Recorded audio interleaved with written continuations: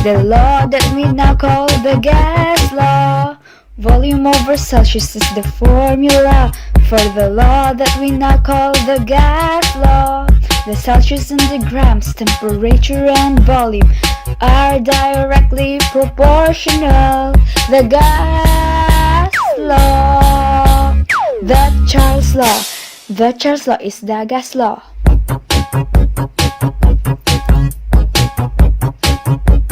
The Charles law is the gas law. Hey guys! Are you having a hard time in analyzing gas laws? Don't worry, we are here to help you.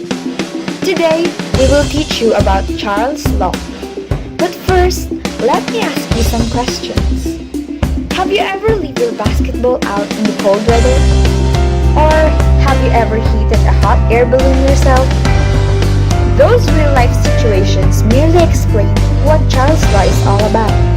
Charles' law, by definition, is a simple gas law stating that if a quantity of gas is held at a constant pressure, there is a direct relationship between its volume and temperature, as measured in degrees Kelvin.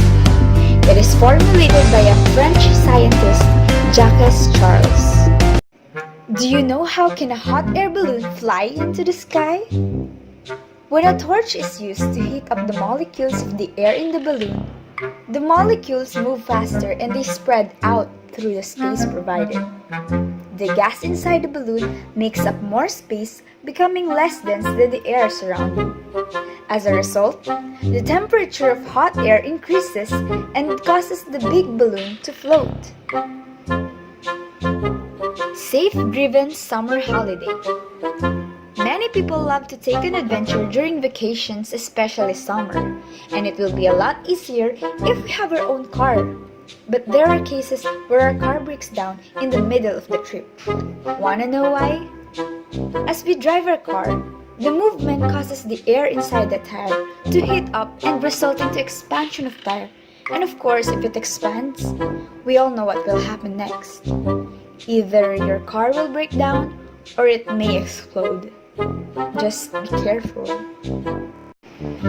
The standard equation of Charles' law is the initial volume over the initial temperature is equal to the final volume over the final temperature. Deriving from the standard equation of Charles' law, we can find the initial volume, the final volume, the initial temperature, and the final temperature.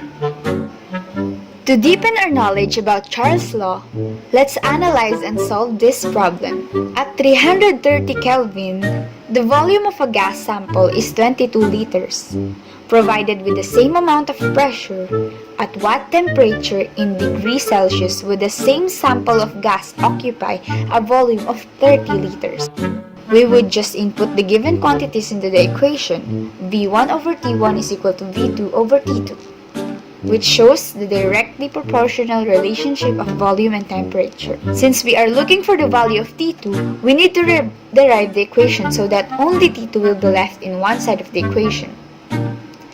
The value of T2 that we got from solving the equation is 450 Kelvin. So our final answer is the gas sample would occupy a volume of 30 liters at a temperature of 176.85 degrees Celsius. Next problem is, a mountain climber inhales 455 milliliters of air at a temperature of -8 degrees Celsius. What volume in milliliters will the air occupy in the mountain climber's lungs if his body temperature is 37 degrees Celsius, assuming that pressure remains the same? In order to solve this problem, let us first write all the given. We should always remember that the constant in Charles' law is K or Kelvin. That's why we should always check if the given temperature is in Kelvin. Solving the equation and we will get the answer of, therefore, the air in mountain climber's lungs will occupy 532.26 milliliters if his body is 37 degrees Celsius. And that's all for our video presentation. But wait, I can really relate Charles' law to my crushes. You know, the bigger my heart is for someone, the faster I get hot when they're around. So yeah, it's kind of Charles law, right? Anyway, that's all for video presentation and goodbye! Hope you enjoyed it!